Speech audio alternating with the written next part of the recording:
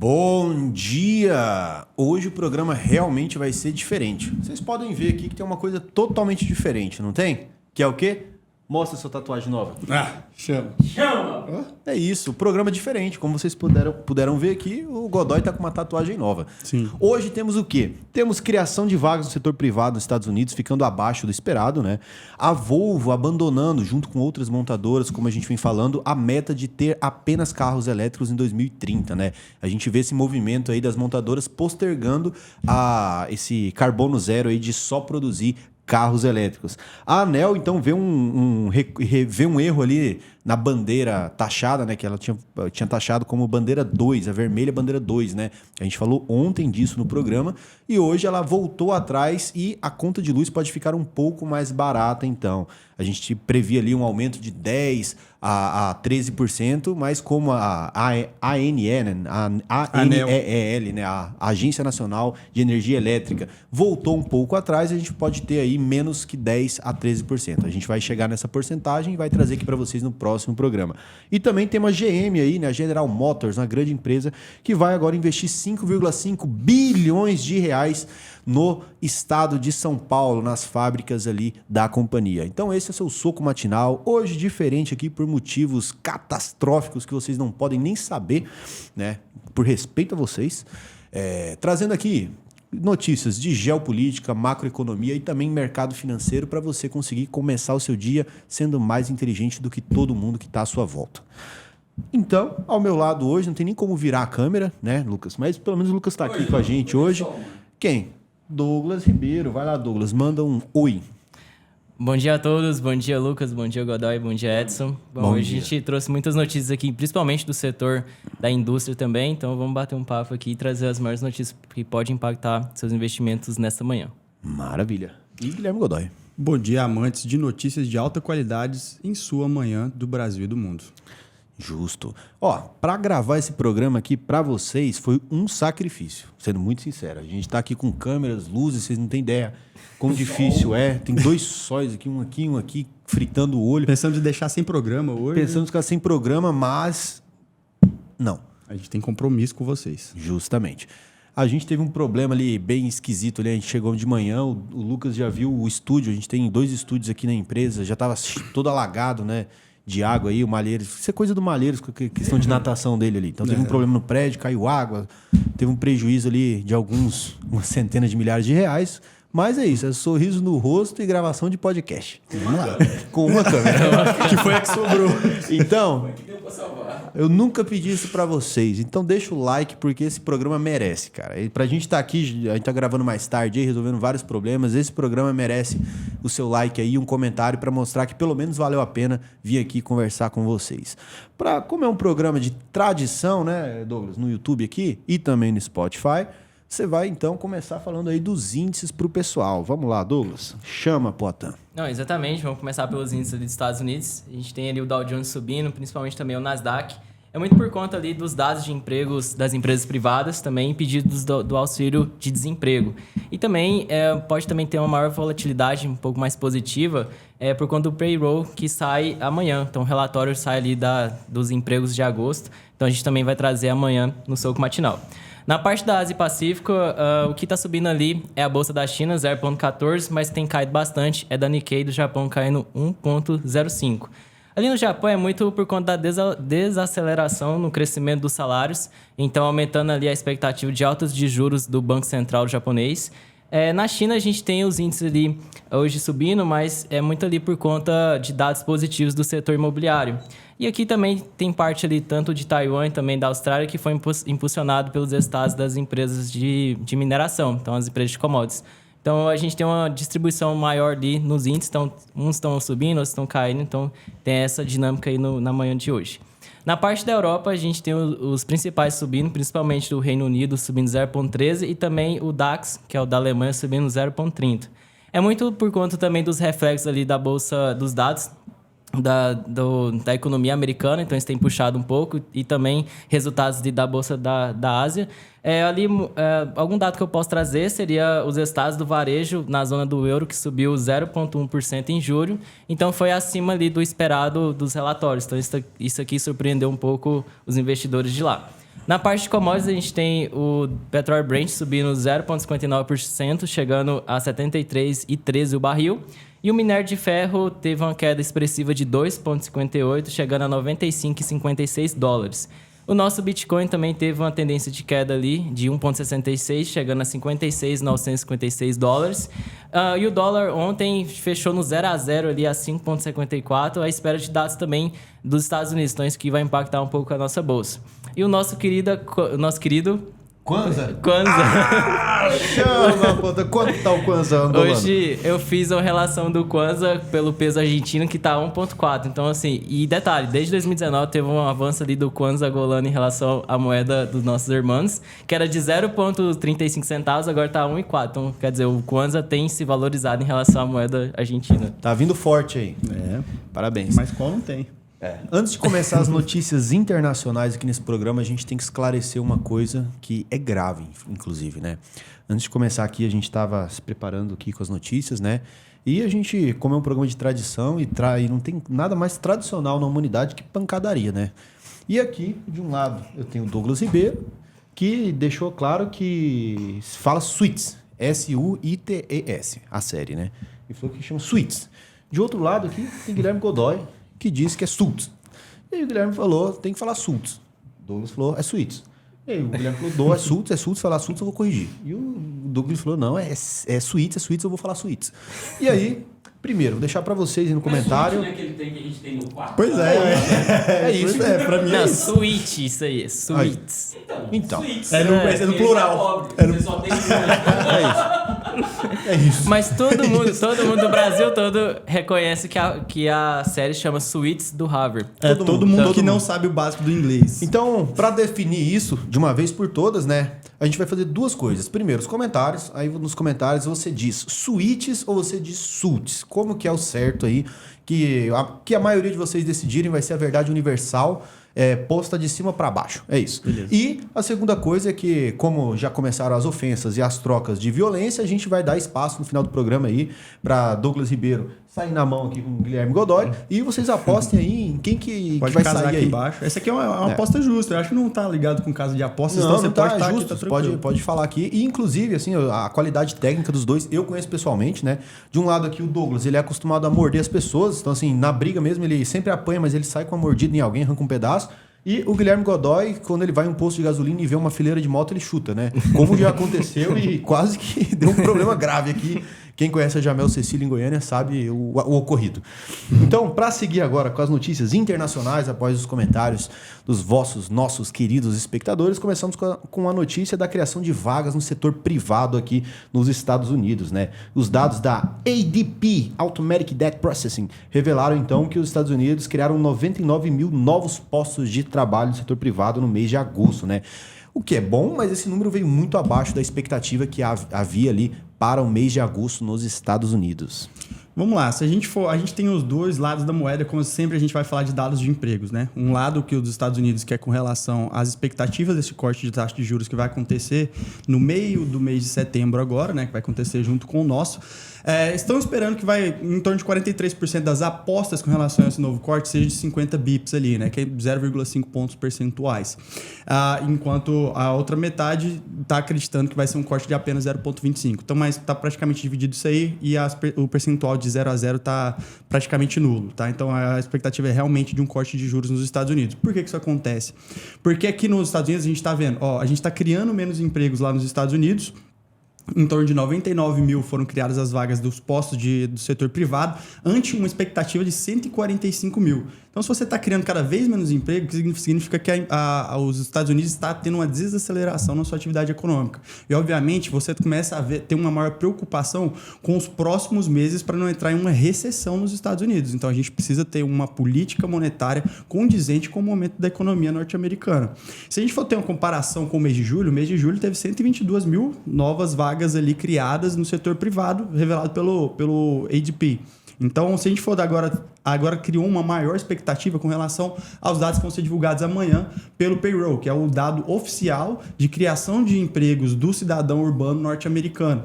E ele é muito importante porque ele representa mais ou menos 80% do que vai vir de produção do PIB dos Estados Unidos. Então, vai crescer muito o olho sobre esses dados, que ele vai dar um norte muito grande para essas próximas decisões ali do nosso FONC. Então, se a gente for olhar agora para o outro lado, com relação à parte de pedidos de seguro-desemprego nos Estados Unidos, foram realizados 227 mil entradas de solicitação de seguro-desemprego, enquanto estava se esperando 231 mil solicitações. Então, um pouco abaixo do esperado, e isso deve movimentar um pouco as bolsas aí nos Estados Unidos e, obviamente, no mundo todo. Maravilha! A próxima notícia internacional trazida pelo nosso queridíssimo Douglas aqui é sobre a montadora Volvo, né? Que abandona a meta de vender apenas carros elétricos até 2030. Essa meta tinha sido estipulada pela própria companhia. Agora, né, devido às complicações de mudar toda a produção para carros elétricos, a Volvo espera que esses carros híbridos, né, elétricos e também com fontes não renováveis, né, representem 90% aí até 2030. Ou seja, mais um adiamento, né, desse processo de mudança estrutural para carros elétricos. Não, exatamente. Esse movimento até demonstra mesmo a dificuldade de algum setor que ele historicamente trabalhou com a mesma dinâmica por muito tempo, né? E agora tem que fazer essa mudança ali por conta... Claro, né? A gente tem vivido muitas mudanças climáticas, então a gente tem uma transição energética que tem que acontecer. Então, as empresas que têm essa maior dificuldade de modificar sua planta operacional têm passado maior tempo assim, para tentar fazer essa modificação. Além disso, ela quer que vai ter os 90% dos seus carros já com essa meta já para 2030 de ser mais... no caso, não vai ser híbrido, né? No caso, já vai ser totalmente elétrico. E o resto, que seria os 10%, ela quer incluir híbridos leves com motor, híbridos leves e também com motor a combustão.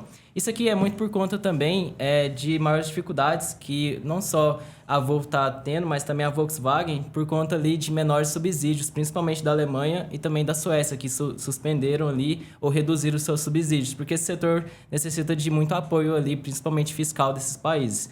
E outra coisa também que tem trazido maior dificuldade também para a Volvo é por conta ali das dificuldades devido a um conflito comercial com Pequim, que no caso essa Geely, ela é dona da Volvo, então tem muito ali essa parte de conflito de Pequim com a indústria não só da Europa como também dos Estados Unidos. Então, além de ter maior dificuldade ali de modificar sua planta operacional, ela também tem muita dificuldade por causa de embargos, né? Porque se aumenta muito as tributações ali de importação para os outros países. Então, isso tem enfraquecido muito ali a concorrência e concorrência dela em relação a outras empresas do mesmo setor no país. Então, isso também caiu um pouco a demanda. Então, é só um movimento mesmo, mais para trazer uma sustentabilidade do setor dessa empresa. Que, querendo ou não, quando mais que você vai modificando a sua planta operacional, você está aumentando o seu custo. Então, ela estendeu ali o prazo ali das suas metas até 2030 ali para ter esse novo produto nos seus portfólios. Maravilha. Agora vamos para as notícias nacionais do Brasil, porque o que importa é o Brasil. A primeira notícia nacional que a gente traz é a da companhia ANEEL, né, que traz então esse recuo, né, devido a um erro de cálculo deles sobre a bandeira vermelha na tarifa de conta de luz. Ou seja, ontem, né, a Agência Nacional de Energia Elétrica determinou que todo o país deveria ter ali a bandeira vermelha grau 2, né? Ou seja, significa ali R$ 7,8 adicionais por cada 100 mil kWh, né? Só que agora, devido a um erro de cálculo, voltaram para a bandeira vermelha grau 1, ou seja, de R$ 7,8 reais caiu para R$ 4,4 reais a cada 100 kWh. Uma notícia maravilhosa para a gente pelo fato de que faz com que, desde a base, né, do consumo, também quanto na base da produção dos nossos produtos e serviços, a gente não tenha uma inflação aí, né, Douglas? Perfeito. A gente teve aí um reajuste ali com relação ao programa mensal de operações da ONS, que fez ali com que esse reajuste voltasse a tarifa vermelha do patamar 1 para o patamar 2. Então, como o Edson já passou com relação a esses valores, se a gente for comparar com as outras, que é a bandeira verde, em que não há um adicional a cada 100 kWh consumido, a gente tem também a bandeira amarela, que tem um acréscimo de R$ 1,88 para cada 100 kWh. E, assim, isso é muito bom porque a gente vai começar a ver menos impacto inflacionário, né? Então, assim, se isso cai praticamente quase pela metade aqui com relação à parte desse adicional ali do patamar 2 para o patamar 1, que já era uma preocupação também para o Brasil, né? Que está aí com essa luta contra a inflação. Então, o que a gente geralmente utiliza para entender se a inflação está indo para a meta ou não? A gente utiliza alguns aspectos que reduzem esses fatores sazonais. Então, que se olha para o núcleo da inflação, que ele exclui exatamente energia e alguns outros aspectos que variam mais e não mostram como está indo essa trajetória da inflação. Então, olhando para isso, a gente já começa a ter um maior fôlego aí no bolso dos brasileiros. Nosso aí, a gente agradece por não estar entrando para esse patamar 2. E só que o ministro de Energias, de Minas e Energias, o nosso querido Alexandre Silveira, ele já quis tranquilizar toda a população, falando, cara, a gente não está nem próximo ali por mais que a gente esteja vivendo uma crise no setor hídrico ali da geração de energias, a gente não está nem próximo do que foi a maior crise que a gente teve, foi em 2021, em que a gente tinha mais ou menos 21% dos nossos reservatórios ali, enquanto agora a gente está próximo de 56% segundo os dados que ele passou para a gente, tá? Então isso fez com que acalmasse um pouco mais a população e não chegasse ali aquela bandeira que foi criada especificamente para 2021, chamada bandeira de escassez hídrica, em que o aumento era de em torno de 14,20 por cada 100 kWh. Pensa na diferença que daria no bolso do consumidor, né, Edson? E lembrando sempre, essa diferença na hora de pagar a conta de luz, né? Porque ela fica mais cara, mas também de todos os produtos. Porque tudo que é produto ou serviço criado, comercializado no Brasil, utiliza de energia elétrica. Então, tudo ia ficar mais indireto. Caro. Outra notícia nacional do Brasil é a produção industrial que cai 1,4% em julho, né? Acima do esperado.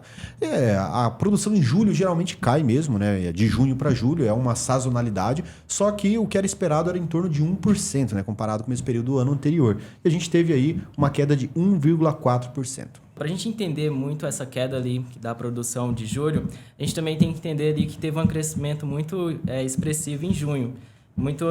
Cresceu ali 3,2% na comparação anual. E em julho a indústria está 1,4% acima do nível pré-pandemia. Então a gente pega ali uma escala de fevereiro de 2020 e 15,5% abaixo do peak store de maio de 2011. Então o que aconteceu? Em junho produziu muito, então você teve uma escala ali da oferta. E em julho é natural que tenha essa sazonalidade. Por quê? Maior oferta, se não tiver as demandas para essa oferta gerada, obviamente você vai produzir menos. Então, aqui na notícia traz que os principais setores que foram afetados foram ali produtos alimentícios, que caiu 3,8%, o coque, produtos derivados de petróleo também, e biocombustível, que caiu 3,9%, e também indústria extrativista, que caiu 2,4%, e também papel e celulose de 3,2%. Vale ressaltar que em julho teve também a nova entrada do parque industrial ali das empresas do Rio Grande do Sul. Então, isso contribuiu bastante para o aumento ali da produção da indústria. Então, ficou acima até das projeções, né? Que estava projetando uma queda de 1%, ficou 1,4%, mas é muito por conta aqui desses resultados não recorrentes. Então, a gente espera muito que tenha um avanço da nossa indústria nacional, porque por mais que tenha crescido ao longo do tempo, tem se recuperado, principalmente ali da pandemia, está muito abaixo desde 2011. Então, ainda a gente tem um desafio muito grande aí nos próximos meses para tentar melhorar esse indicador aí. Maravilha. Agora vamos para o quadro das notícias não tão irrelevantes, mas antes do quadro das notícias não tão irrelevantes, a gente vai ler os comentários do vídeo anterior. Eu separei aqui a volta dele, do monstro, do cara, do Túlio do Balacobaco 3659, que fazia tempo que não comentava aqui com a gente. Ele disse, bom dia, eu voltei com Covid, mas voltei para o melhor programa de notícias da atualidade. Sinto muito pela Covid. Que bom que você voltou aqui para a gente. Sentimos falta dos seus comentários, cara. Você sempre comentou aqui com a gente. E o Bruno Manto Vani Leandro, que disse, salve, esse comentário é bem legal. Ele disse, salve, gostaria de dizer que sempre acompanho o programa. Ontem, abre aspas aqui pra gente agora, né? Ontem a gente estava falando sobre a moeda paralela lá na Argentina, na região de La Rioja, né? Que é a Chacho. E aí ele mora em La Rioja e veio dar os comentários dele sobre a nossa notícia, né? Ele falou, moro em La Rioja, Argentina, há 3 anos. E posso comentar um pouco sobre os Chachos. O governo da província, o estado, né, a criou para poder suprir o aumento de bônus salarial, principalmente do funcionalismo público. Estão forçando a adesão da moeda em comércios, porém sem sucesso. Querem que o comerciante troque tchátchos por pesos e vice-versa, sendo que a moeda só é válida aqui, que é a região de Larioja, né? Ou seja, ninguém a quer. Os funcionários públicos são obrigados a engolir a Larioja e a província, que é a província mais dependente do estado. Mais de 80% do dinheiro que circula é enviado pelo governo federal argentino. Então, comentário aí de uma pessoa que mora lá, corroborando com o que a gente estava falando aqui. O Samuel Rieserman 7132 falou: a UVP tem o melhor programa do Brasil. Eu concordo com você. Concordo. O Alex falou: um programa de tradição é assim, informações de alta qualidade, sempre no detalhe nas explicações do Matheus e do Douglas. Parabéns, equipe UVP. O Godoy mesmo merece, né? Entendi. Beleza. Desculpa. Douglas, parabéns pra você, Godoy. Foi mal, vou Fazer estudar o quê, mais. né? Se o Godoy falar suíte, melhorar. era melhor. Verdade. Briga. Quais são os seus comentários, Douglas? Bom, o meu vai ser do Guedes92. Ele pergunta sobre fluxo de caixa da firma, né? Que aqui, no caso, já considera ali o investimento, então realmente é o que sobra para o investidor. Ele pergunta como mensurar a taxa de crescimento para a empresa. Bom, para fazer a gente fazer o fluxo de caixa ali e projetar o crescimento da empresa, depende muito da escala dessa companhia. Se ela é uma empresa já sólida, se ela é uma empresa de alto crescimento.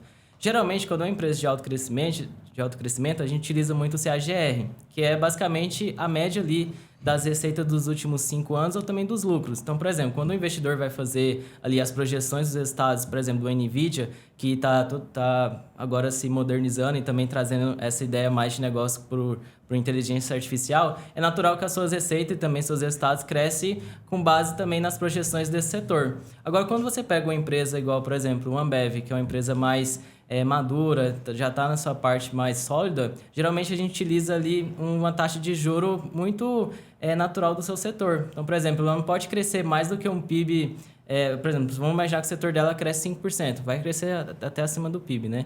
Mas se a gente colocar na perpetuidade, que aí você vai projetar como se fosse um fluxo de caixa futuro, assim, para sempre, para jogar a valor presente, é natural que você não fica colocando um percentual tão grande em relação a outros setores, porque daqui a pouco ela vai gerar tanto caixa que vai ser maior até do que outras companhias juntadas, todo mundo assim. Então fica uma coisa muito... não fica algo muito normal e é natural que você pode errar nessas projeções.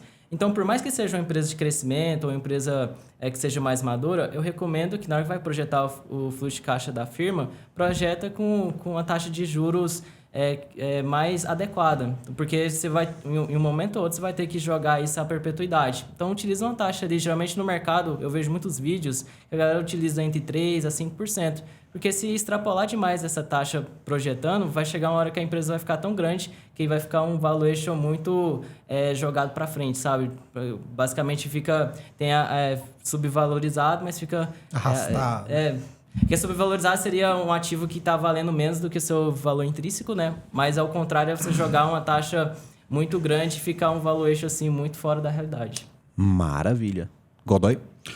Eu trouxe o comentário do querido Douglas Maciel 85, que trouxe uma dúvida muito interessante. Bom dia. Dúvida: se o dividend yield de uma ação está em 5%, isso se refere comparando o preço atual da ação. Se eu comprei a ação pela metade do preço calculado no dividend yield atual, muda algo no percentual de dividend yield para mim? Ou uma coisa não tem nada a ver com a outra? Agradeço a resposta. Então, Douglas, sim, você vai ter como comparativo que você tem recebido de dividend yield com relação ao seu preço médio. Dá para você fazer essa comparação para você. Porque se a gente tiver um exemplo, vamos lá. A forma de dividend yield, você vai ter o dividendo pago por ação dividido pelo preço da ação.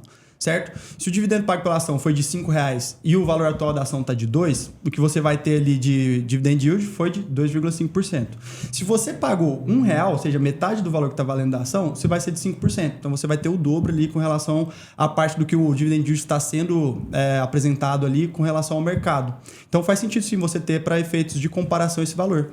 E para saber exatamente quanto vai ser no seu bolso, vai ser o valor dos dividendos recebidos vezes a quantidade que você tem, que é o que vai pingar ali e você pode fazer esse comparativo até mesmo para ver se está tudo correto ali na sua corretora. Maravilha. Eu tenho mais duas aqui que eu quero ler, que primeiro, esse comentário que eu achei interessante. Por quê? É do nosso queridíssimo Cavaleiro da Lança Azul aqui, o Salva Produtor, sempre comenta com a gente, né? Ele comentou aqui, meninos do Raul, o que aconteceria com a economia brasileira de algum estado brasileiro criasse uma moeda e decidisse ser independente e soberano, ou seja, um país dentro do Brasil? A gente nem precisa responder por quê? Porque o pináculo da masculinidade ocidental, nosso querido Chuck Frank Voart 1999 já respondeu. E é isso mesmo, as duas pessoas que mais comentam aqui, que é o Salvo e o Chuck, eles mesmos responderam. Eu acho isso que maravilhoso. Se resolvendo ali. Independente, de acordo com o Chuck, independente soberano seria impossível. Até por onde eu sei, existe uma espécie de decreto que impede, é na Constituição mesmo, né? Que impede Estado de se emanciparem. Dado exemplo, os estados do Sul, não, quando tentaram se separar do Sudoeste. E o Salva Produtor foi lá e falou de volta. Obrigado, Chuck Voart, pela explicação. Olha como a amizade é linda. Mas fiquei imaginando se desse a loucura em um estado de querer emancipar. Então, deixando bem claro que a gente apoia vocês comentarem aí. E também quero aí o Americano Melo 7480 que falou assim, ó, engraçado, choveu a beça no país e agora vem o governo dizer que estamos com escassez. Duvido que é isso. E aí, de outro lado, veio o Wellington 128 que respondeu assim, abre aspas, choveu onde eu moro, logo choveu no Brasil inteiro. Fecha aspas, deixa de ser ignorante, cara.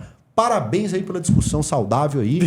Americano, você não pode deixar isso não. Agora vai lá e ofende ele de volta também e quebra o pau. Isso aí. Aproveita que tá sem Twitter, começa a discutir nos comentários. Tem que se quebrar nos comentários. Comentário é bom para isso. Exatamente. Vamos lá. Então, indo para as notícias não tão irrelevantes agora, a gente vai para a GM, General Motors, ou empresa boa, que vai investir, então, não é recomendação de compra, pessoal, vai investir 5,5 bilhões aí nas fábricas do estado de São Paulo, né, Douglas? Não, exatamente. No plano, nos orçamentos deles, estão projetando algo em torno de 7 bilhões, mas é um ciclo de investimento, né, que começou agora esse ano de 2024, mas vai até ali a 2028. Esse recurso será muito direcionado ali à atualização do portfólio deles, em novas tecnologias também, melhorias operacionais e novos negócios, porque a gente também vê muito o movimento das empresas ali, muito por conta de veículos hídricos, né, híbridos. Então, a empresa também tem destinado maior investimento nessa nova atualização dos seus portfólios. Então, hoje a destinação disso vai para 2 plantas da empresa que fica ali no estado de São Paulo. Um vai ser em São Caetano do Sul, onde está o centro tecnológico da GM na América do Sul. Então, bem interessante isso, né? Porque da América do Sul ela já está aqui e isso, de certa forma, enriquece até os nossos... por exemplo, nossos jovens também, nossos ativos intelectuais estão aqui, então isso é bem interessante. E também no São José dos Campos também, que aí já é uma parte mais operacional da companhia. Agora, pegando uma fala bem importante mesmo do presidente, ele é vice-presidente executivo e presidente de mercados globais da empresa. O nome dele é Rory Harvey, que no caso poderia ser aquele da série Suits, né, que todo mundo conhece ali como seria ali um dos advogados mais conhecidos aqui da série que tem também na Netflix. Ele fala que o Brasil é um dos 3 principais ativos, né, da montadora. Então, dos seus mercados, o Brasil está entre os 3. Então, isso demonstra muito a confiança, né, que o Brasil tem tido com essas empresas. É claro que a gente tem muitos desafios. Então, se a gente for pegar aqui no programa, a gente já trouxe desafios ali da nossa indústria, mas ver que esses investimentos já estão sendo feitos no nosso país, isso que enriquece bastante também, de certa forma, gera riqueza ali, tanto no produto interno bruto, que é o PIB, como também na renda das famílias, que é o que mais importa para a gente na geração de emprego. Maravilha. A outra notícia não tão irrelevante que a gente tem aqui é que as criptomoedas vão entrar novamente aí na mira da justiça, de forma que não vai dar certo, já deixando bem claro para vocês, né? A justiça brasileira então firmou um acordo de 5 anos com a Associação de Criptoeconomia para criar um sistema que conecta o mercado de criptomoedas com o poder judiciário. Sim, vai dar certinho isso aqui. Então, o objetivo é facilitar a apreensão de criptomoedas em caso de fraude, suspeita... Enfim, a partir do momento que você pega a sua criptomoeda, mesmo que você compre numa exchange ou numa corretora de criptomoedas brasileira mesmo, que está sob o poder jurisdicional brasileiro, se você passou para sua carteira, acabou. É isso. Então, não vai dar certo, mas quer falar sobre isso, Godoy? Cara, resumiu bem, exatamente isso. É uma ideia aí bem curiosa com o governo brasileiro para tentar frear as compras de criptomoedas aqui em corretoras brasileiras, porque somente elas terão essa obrigatoriedade ali de declarar quem são os investidores e quais as finalidades com relação à parte da compra desses criptoativos, o que para você que compra geralmente essa criptomoeda é para fugir da legislação brasileira e os caras querem fazer isso.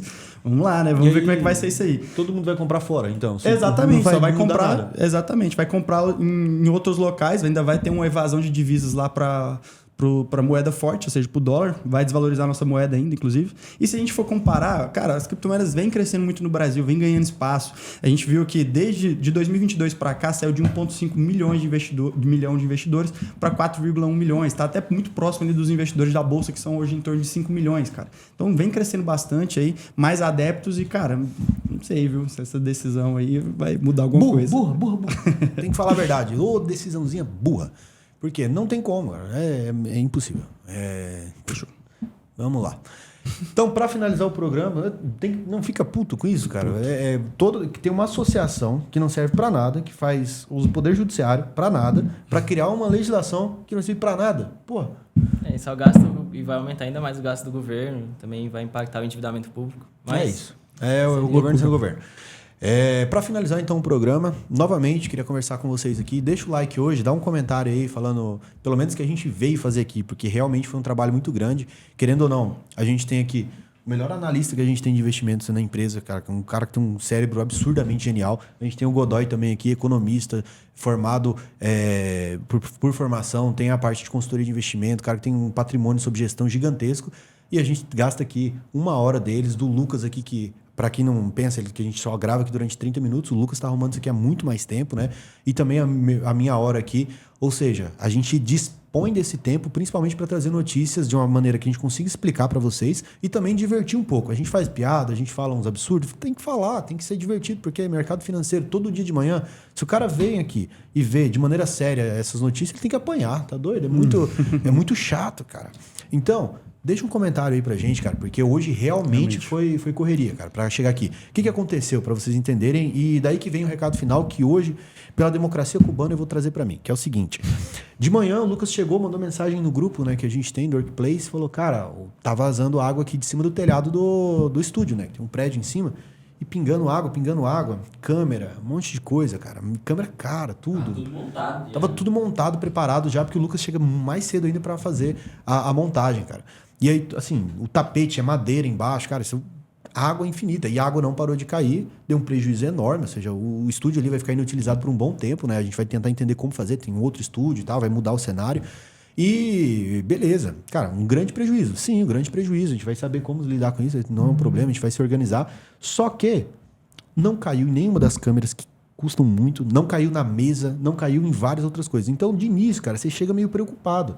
Então, esse é o recado que eu quero dar pra você, cara. Toda situação, eu sei que parece meio motivacional, mas toda situação é uma merda quando acontece assim. Só que poderia ser muito pior, né, Lucas? Sim. Poderia ser muito pior ali. A primeira gota... Uns 15 minutos ali, a câmera ia de volta. Cara, as tomadas estão cheias de água. Se não fosse 15 minutos depois, ia dar um curto e pegar fogo em tudo. Então, assim, mesmo no meio do caos, cara, seja a pessoa que acalma todo mundo, igual o Lucas fez, igual todo mundo aqui fez, e fala, foi ruim, mas poderia ser pior, vamos organizar. Então, logo a gente vai estar no estúdio que vocês sempre gostam ali, não sei quando, a gente vai ver agora o tamanho do estrago, né? Enquanto a gente está aqui, o pessoal está organizando lá também. E é isso, cara. A gente realmente não ia fazer, só que pensou, pô, a gente nunca faltou um dia, não vai ser hoje que a gente vai faltar, mesmo que a gente tenha que abrir uma live no celular. Então, agradeço vocês aí que escutam a gente aqui, e também quero dizer que o compromisso que vocês têm de se manter mais informado, de se manter mais inteligente, realmente mais inteligente todos os dias, é o mesmo compromisso que a gente tem aqui de abrir mão, de às vezes acordar meio cedo, mesmo de ressaca, e vir aqui e falar a notícia para vocês. Então, Perfeito. Eu queria parabenizar vocês que assistem, principalmente ao Lucas, que hoje salvou pra caramba. Falou muito. Também aos meninos aqui, com os outros, o carinha de Rocambole, que às vezes não tá aqui também, todo mundo. De coração aí. Tem um molho. Ele tem um molho. Ele tem um molho. Então, cara, esse programa é muito divertido. Isso aqui um dia vai ficar muito grande. Daqui a um ano isso aqui vai ficar enorme, cara. Vai ficar enorme. E quem comenta aqui... todo mundo, eu vou falar vários nomes, vai ficar faltando alguém, o pessoal fica chateado. Mas tem muita gente que a gente sabe o nome, sabe quem que é e acompanha a gente aqui. Então, ó... Obrigado, galera. Beijo Valeu. na nuca e obrigado.